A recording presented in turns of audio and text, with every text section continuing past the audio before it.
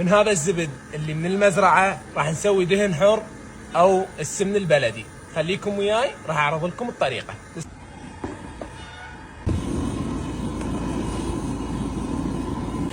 وبعد ما بلشت تموع الزبدة نبلش نجمع هذا الوقف اللي طلع فوق.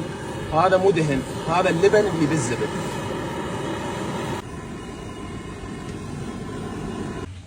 وهسه نضيف عليها مي حار. وهسه لما وصلت هيك مرحلة بلش المي مالتها ينشف وراح يبقى بس الدهن الخالص. ومن وصلنا هيك مرحلة راح نخلي التمن. وهسه هيل وكزبرة حتى تنطيها طعم وريحة حلوة. وهسه نبلش نصفي الدهن بهاي الطريقة.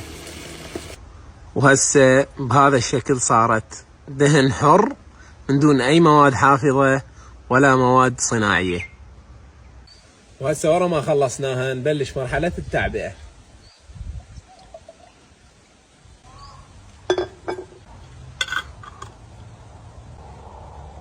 صارت بهذا الشكل. ومن وسط مزارعنا لمائدتكم أطيب وأفضل دهن حر صار تقدر تطلبونه.